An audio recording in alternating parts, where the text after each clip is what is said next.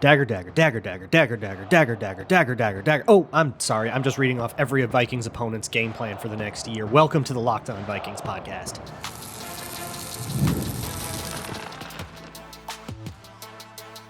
You are Locked On Vikings, your daily Minnesota Vikings podcast, part of the Locked On Podcast Network, your team every day. What's going on, everybody? Welcome to the Locked On Vikings podcast, where we're always trying to learn something new. It's part of the Locked On Podcast Network, your team every day. Thank you so much for making Locked On Vikings your first listen of the day, each and every day. Appreciate you all so very much. My hashtag everydayers. You guys make the world go around over here. If you are new here, hello and welcome. Odd time for you to join, but maybe you're a doomer that just only wants to hear about the Vikings when you can finally feel good about feeling bad about them. But hey, you're as valid as anybody. Welcome in.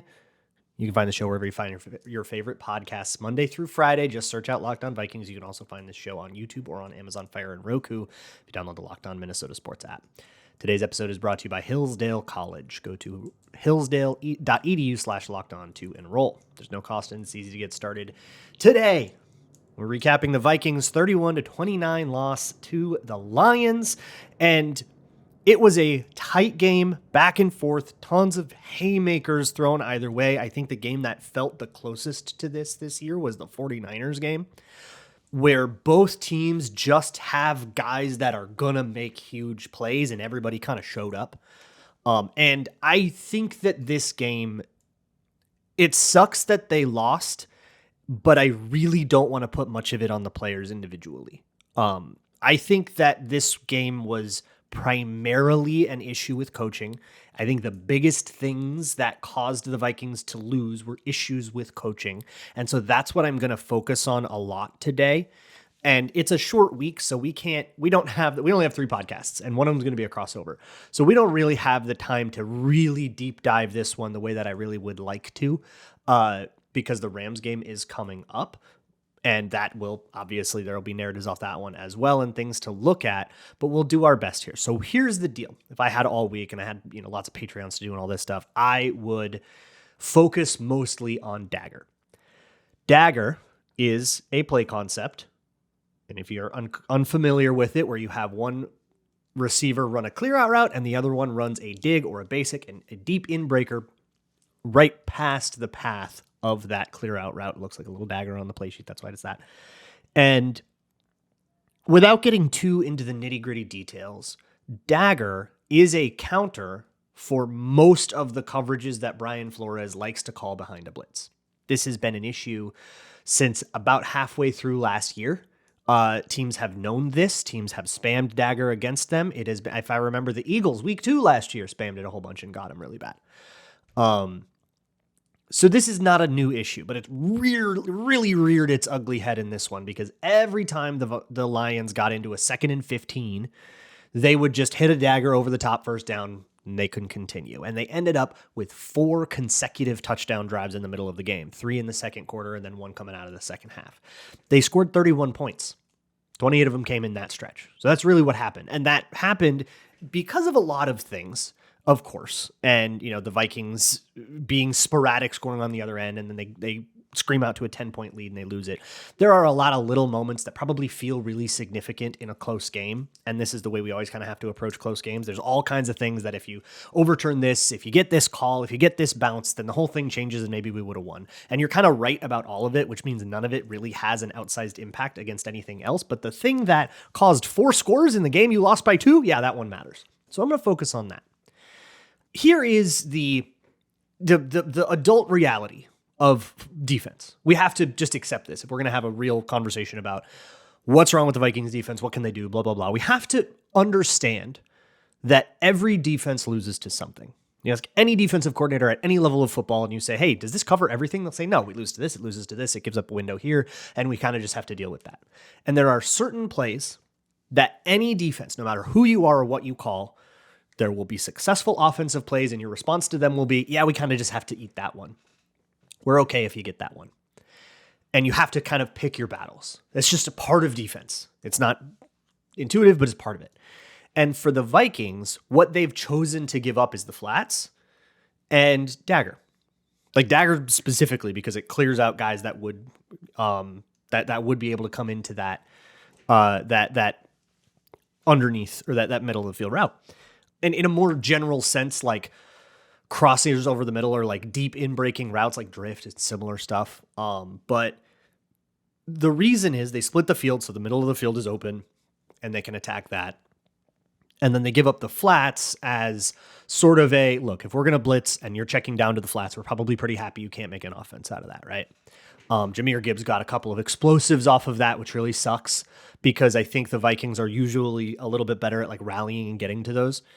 But we kind of have to accept that if you are going to make a coverage adjustment to help stem the bleeding on Dagger, you're going to give up something else.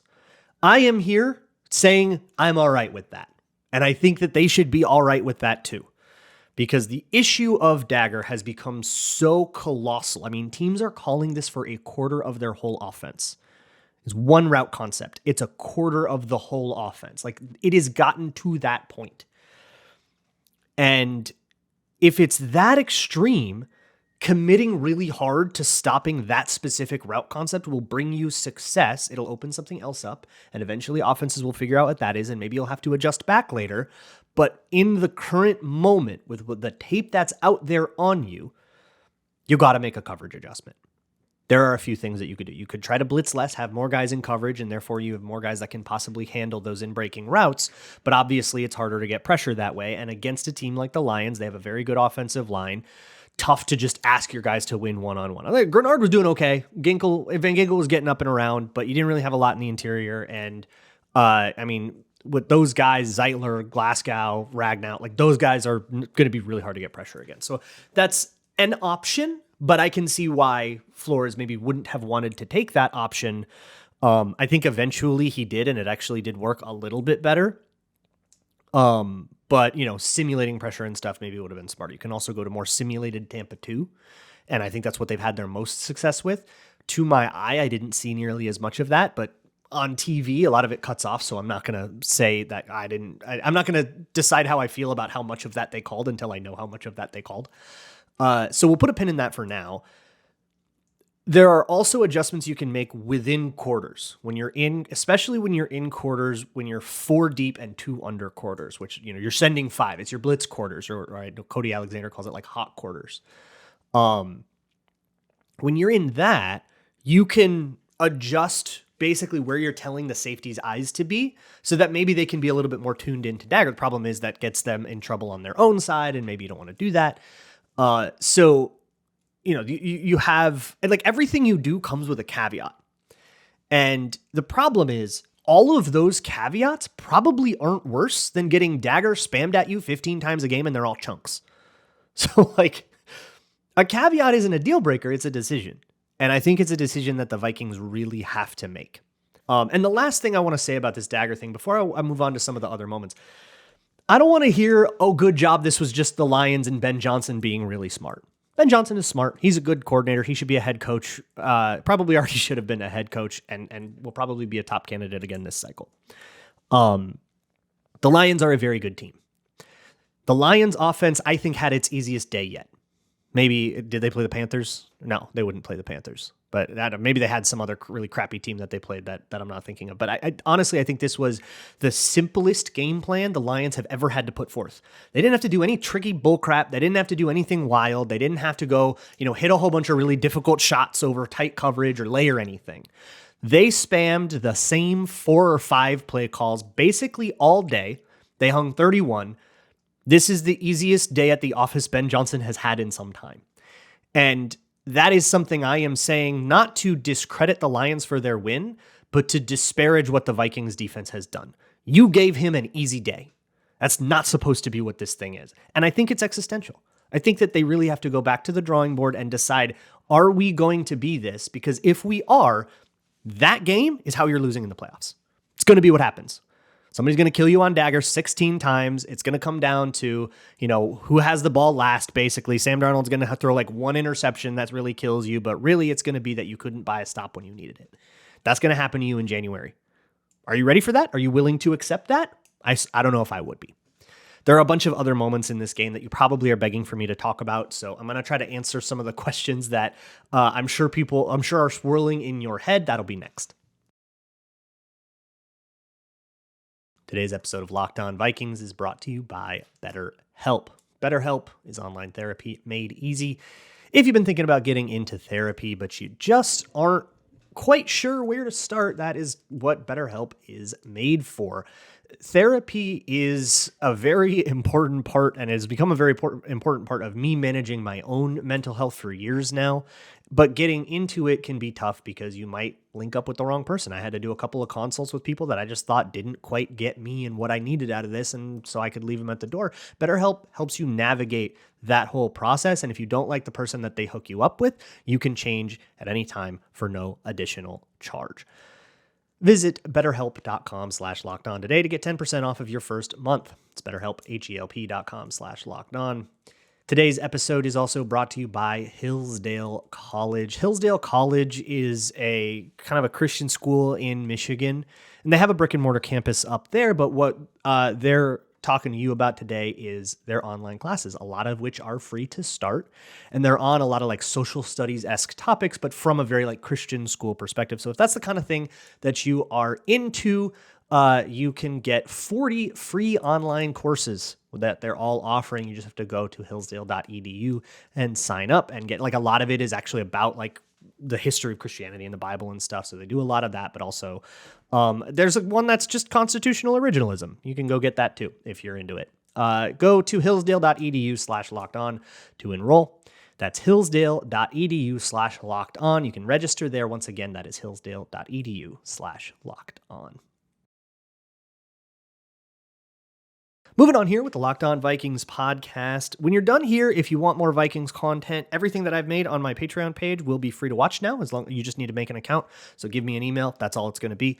And you'll get no additional emails from me except for when I post. So that's what you got to do. But it's otherwise, everything there is free to watch. If you want to watch stuff about the Jets game, if you want to go back and see when I scouted the Lions and see if I was right, you can go look at all that at patreon.com/LukeBraunNFL. Okay, let's rapid fire a few of these little moments that feel like they loom really large now. And maybe the first one, when in the Vikings' favor, it was the fake punt. I wanted to talk about this. So the Lions on their first drive, they end up with a 4th and 6 after going backwards with a whole bunch of penalties. They get a check. It was 3rd and 26. They check down and get 19 of it back. So it's 4th and 7. They decide they're going to do a fake punt. You can tell when they do it that early in the game that there was a game plan reason, and they saw a look. They had a numbers advantage to one side, and they thought that if they swept enough people over there, they would be able to get a hat on a hat, block everybody, and get an explosive on a fake punt. So they try this. The problem is that required 3 different players to pull and everybody to sort out who's got who. 2 guys go to the same Viking. Brian Asamoah is left completely unblocked, and they end up getting a huge stop, which sets the Vikings up in scoring range. 2 plays later, Aaron Jones bounces a duo touchdown out to the corner, and he is gone. The reason that happened was that the Vikings were in a tight bunch, so they had 3 wide receivers on one side. Terrion Arnold was the outside guy in that whole situation. He would have ended up with Jordan Addison if Addison ran a quick out or something like that. They broke this down well on the broadcast too, if you watched that.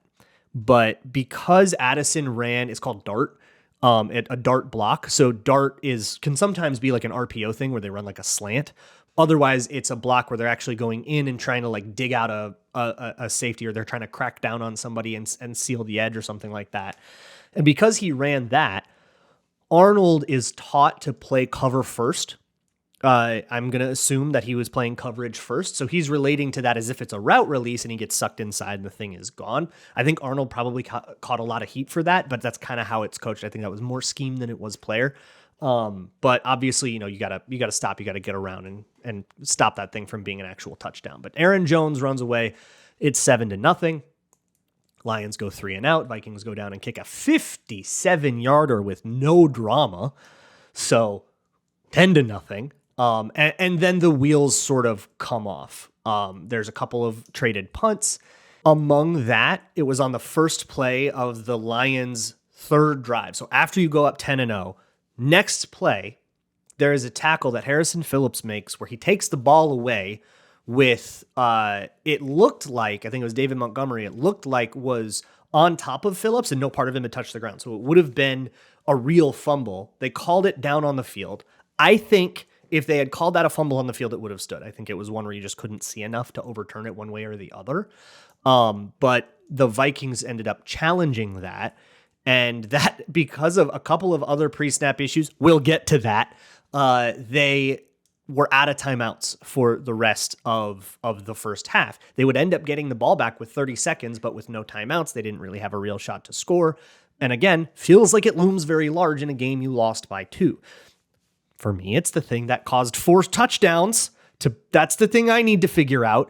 But, these little moments, you overturn any one of them and make them go the right way, the Vikings lose by 2. That said, there's a whole bunch of stuff that also went for the Vikings that you could have overturned and said, but if that happens, they lose by 20. So you could play that game all you want till you're blue in the face. It won't really do anything. So that fumble wasn't. There was another fumble later in the game, for example, where Jalen Naylor caught a 3rd down pass and he stepped out of bounds and then got the ball stripped. And it was very, very close, but he was definitely out of bounds when that got stripped, but they didn't blow it dead right away. I think it was Brian Branch picked it up, returned it for a touchdown, and it looked like the Lions were going to be, partying in the end zone. And they overturn it, and it turns out that the Vikings have it. They would go down and score a touchdown on that drive. So it turned out to be a really, really important call, but it was, a difference of milliseconds. So, there's a lot of stuff that could have gone wrong. A lot more that could have gone wrong than what did, which is why I like to look at the thing. Okay, what was a consistent problem all day? Here's a consistent problem all day. Pre-snap catastrophes. Oh my God. The Vikings had pre-snap issues all over the place, from procedural penalties, including one right at the end. We'll get to that. But also, one of the major issues that I think hurt Sam Darnold was that he thought he got tricked a couple times, I think, pre-snap. I'm speculating really hard, but he goes can a lot, and he'll put his hands to his helmet, and he's can. That means that they're switching from the called play to the backup play.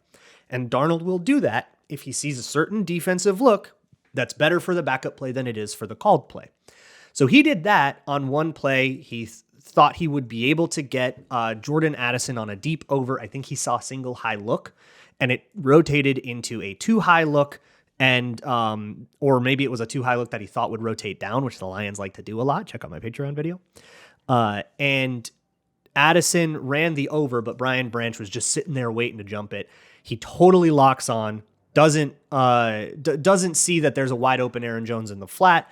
He heaves that thing and it's picked off, and they were driving. They were in scoring range on that one. So that one looms very large. There was another one where he canned into a screen that was that was definitely sniffed out. So I think some of those decisions turned out to bite him. Whether, he was correct about what he saw, sometimes you're looking for an indicator, but then that indicator doesn't do it. And he was doing everything he was coached to do, but the line just kind of got you. That's just part of the chess game. But a lot of that stuff didn't work, but also just not getting set right, false starts, some of those little issues, and not getting to the play to the line in time where they had to burn a timeout. And they had to burn another timeout pre-snap on the defensive side of the ball. That's how they ended up out of timeouts in the first half. Then there's this kind of end sequence. This is the last major moment stuff. There's this end sequence of the Vikings getting the ball 4 minutes up 1 point after a Josh Metellus peanut punch gets returned for a touchdown by Ivan Pace to make it 29-28. They don't get the 2-point conversion. I believe it was mesh. It was covered up very well. Jordan Addison wasn't open. Sam Darnold tried to throw one kind of low and away, and it was too low and too away, and it skips away to nowhere. So it's 29-28. And by the way, that one looms very large because they would lose by 2. And they get the ball back. They get a stop. They get the ball back. They could run this thing out. And they go run, pass, punt. We talked about that a little bit on the postcast. A lot of people in my Twitter mentions were very upset that they went run, pass, punt there. I think that that's really hindsighty. I've been doing Locked On Vikings. This is my 7th season now, okay? I've seen them lose a game every single way to Sunday. And I've covered it. And I have seen people be mad that they ran it on 3rd and 4 when they shouldn't have run it on 3rd and 4. I've seen people mad that they didn't go for a 4th down, or that they did go for a 4th down in the exact same spot on the field in the same situation. People will just be mad at what didn't work. It's all hindsight. I think running the ball on 2nd and 5 in a we want to take some clock down situation, Passing, I think, would have been atrocious there. I think you had to run that ball. 3rd and 4, I could see also saying, well, maybe you should run the ball because you don't stop the clock. But what it ended up, but you maybe wanted the clock to stop because you ended up not having enough time at the end. And the Lions, I mean, they had 2 timeouts still. So I think over focusing on the clock is probably not wise. I think running on 2nd and 5 is 2nd and medium is probably the best time to run the ball. And throwing on 3rd and 4, they ran a little bit of a sprint out. Sam Darnold had Jefferson, totally skies it. Maybe Jalen Naylor was in the way in the throwing lane, so he had to throw it high or something like that. But I don't know, like execute your sprint out, and we're not having this conversation. That brings us to the end of the game. The Lions go down and they kick their final field goal on another just totally destroyed defensive drive. And guess what? Dagger came up, and the Vikings get the ball with like 20 seconds left. Or I think they had 15 when they had one play. Sam Darnold holds the ball way too long, dumps it over the middle. They had no timeouts left. They used them all stopping the clock. And they run up to spike the ball. They get the ball spiked with 1 second left, it is determined. But there is an illegal formation penalty as there aren't enough players on the line of scrimmage.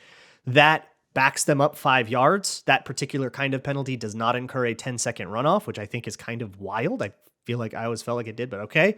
No 10-second runoff. The Lions are heated about that. I get it. And then the Vikings have to Hail Mary, and it's a sack disaster thing. And it comes out later that if they had not gotten that penalty, they would have had Will Reichard try a 68-yarder. And the way Reichard's been kicking, you kind of felt like that had as good a chance as anything. So that's a big bummer. They just didn't quite get organized enough, but they were in too much of a hurry. They didn't have to be in that much of a hurry if Sam Darnold throws the ball on time. I think this would have been better if Sam Darnold throws the ball on time is going to be a theme. That's a hypothesis that I'll take when I watch all the film. But for now, let's just take a quick moment and decide, what should the Vikings do next? These are big problems. How do you solve them? Let's try to be productive. That'll be next on Locked On Vikings. Today's episode of Locked On Vikings is brought to you by FanDuel. It's America's #1 sports book. And for the first time, the Vikings have not covered their spread. They were home favorites. They've also been underdogs for most of the year, which is pretty funny. But they will now have to go on the road against the Rams, where they will be favored by 3. So if you want, and that line is changing as we speak. So if you want to go check that out, go to FanDuel.com. You can place $5 on it. You can get $200 back in bonus bets. That is $200 back no matter what. Whether you win or lose that initial bet, you'll get $200 back. You just get 40-1 on that thing just for making it. So go to FanDuel.com, place your $5 bet on whether it's that spread, whether it's Vikings to make the playoffs, whether it's whatever you want, player props, crazy parlays, whatever it is. Whatever your heart desires, you can place $5 on it and get $200 in bonus bets guaranteed at FanDuel.com. Okay, big questions on the Locked On Vikings podcast here. Thank you so much for coming and hanging out with me on a post game here. The Vikings, I think, have bigger issues than their record would tell you. I'm sure a lot of you are screaming at me right now. They're 5-1. Relax. It's not an emergency. It's not an emergency. And I'm kind of saying, yeah, I know they're 5-1, and I just still think it is an emergency. I understand that they have losses to give, that they're in a good position for NFC playoff odds and all that, but I think if we want this team to really be serious about making a run here, they need to fix the issue that gives up 4 straight long touchdown drives. These were not short fields. These were kickoffs or punts deep into their own territory, and they didn't even get them to 3rd down, let alone stop. I mean, it wasn't like, oh gosh, but there was a penalty that it was just straight up chunk touchdown. Domination. Absolute destruction. Jared Goff has 0.51 EPA per play. That is obscene. Half an EPA per play. Half of an expected point per play. That is disgusting. That's a horrible output on defense. There are also issues on offense. So here are some of the questions that I have seen people ask. I'm sure I'll get a lot on Twitter Tuesday. But some people are probably going to ask about Reisner and Ed Ingram. I think Ed Ingram had I don't know what the pressure numbers are going to be. There were a couple of moments where I picked him out as oops, he got beat there. But obviously it's so incredibly visible because that's the name that we've been following. I think people honestly at this point are watching Ingram every play and getting mad when it doesn't look exactly perfect. So there's also contributing to this The Vikings beat is basically telling us that Reisner's going in. They're doing the cheeky thing that I hate, where they're telling us without telling us. They're saying, "Oh, Reisner could go in." Kevin Seifert's all over it. Alec Lewis, Ben Gessling. They're all kind of saying, "Well, this could be Reisner's time. It could be," and they're kind of not really spilling the beans, but those guys don't opine. And so I think sometimes it's, well, I've been told I can't say outright, so I just have to use hypothetical language. It smells like that to me. So assuming that that's the case and Reisner goes in, or should Reisner go in, it's really tough to me. It feels a little bit like sort of changing the seasoning you put on a pile of crap. Maybe it helps, but it's not going to do what you need it to do. The Vikings O-line has been well praised. They have been given a very hard job with play actions, 7-step drops, long pockets, Sam Darnold holding the ball forever. I think that Darnold and scheme are more responsible for the pressure than any given player's individual performance is. And the run game has been very well blocked. So I really struggle with benching someone. I don't like Ed Ingram as a person. That doesn't mean that I think it's that, but I have to put that aside. As a football decision, I don't agree with that. And I don't think that Reisner is even that much better of a pass blocker. I think he's just a different player. And I challenge people who really want, I think we do this every year. There's always one lineman. Every team has one lineman that everyone wants to tar and feather and run out of town with horses. And it's Ingram. Now it was Bradbury before. Surely Mason Cole will replace him. Surely we'll bench Dakota Dozier, right? We'll definitely bench TJ Clemmings, right? I mean, every year there's somebody, and it kind of never happens. Maybe it's finally happening this time. But I ask you, would you take Ed Ingram out and put Dakota Dozier in right now? You probably wouldn't. And so if your argument is, well, it can't get any worse, oh baby, it can get a lot worse. If they do put in Reisner, it means that they don't want to give up on their 7-step drops and their shot plays and their hyper aggression. And I don't necessarily know how much better a job Reisner does. But, I mean, we'll have to see it to believe it, right? If he goes in, he plays great, he pass protects well, then congratulations. They had a good one, and I'll admit that immediately. I got a couple people on Twitter just screaming about firing Brian Flores. I think that's just heavily reactionary. Look, it's game day, okay? It's Sunday. You can say whatever you want. I don't begrudge you that. It's a free country. Go ham. But I don't think that that's a serious take. Flores, I mean, I think I got a question every mailbag up to this week going, what happens when Flores obviously gets a head coaching job? And I get a little bothered that we oscillate so hard. Flores is either going to be so good, he's undeniably going to go get a head coaching job. It's going to happen, 100% certain he's going to go get a job. It's just a matter of who does it, who takes the thing. Or we got to fire him. He's got to go. It's horrible, and we got to get rid of him. And it's like, can we not just have an issue that needs solving?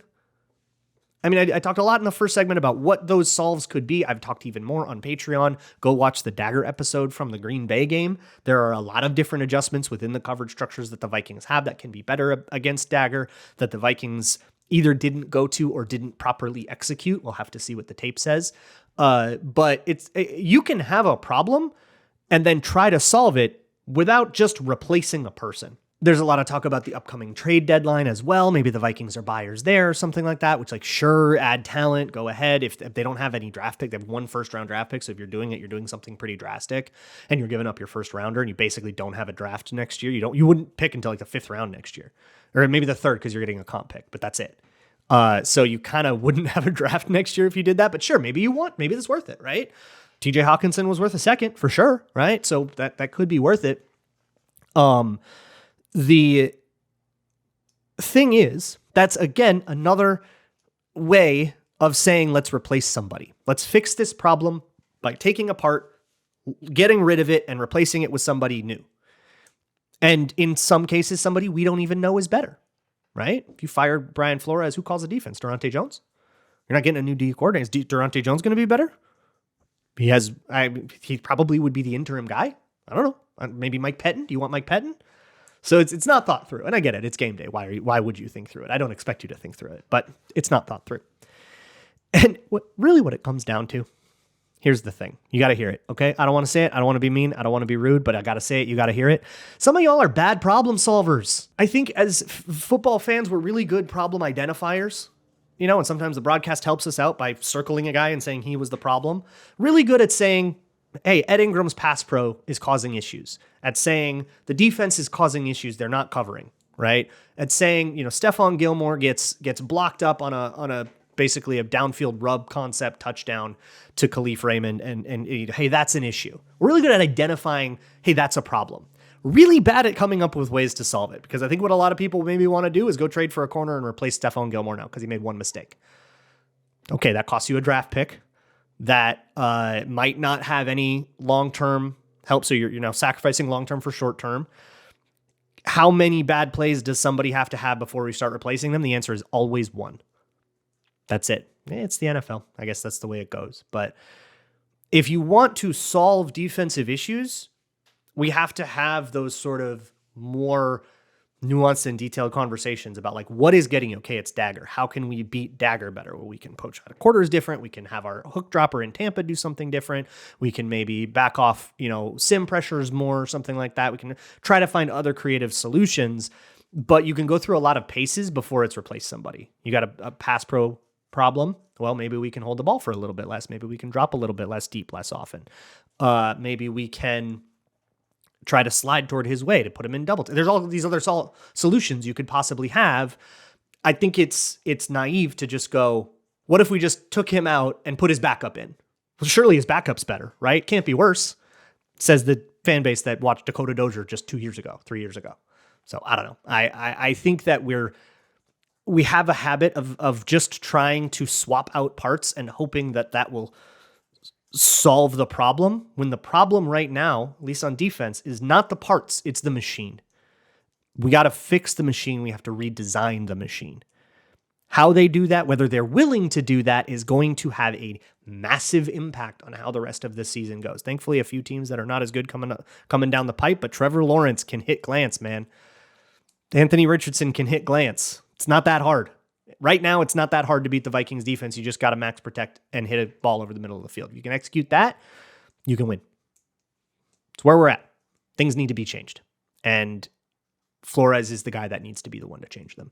I will talk to you tomorrow. It's Twitter Tuesday, so get your questions in, maybe a little film review too, because we're on a short week, and then we got the crossover.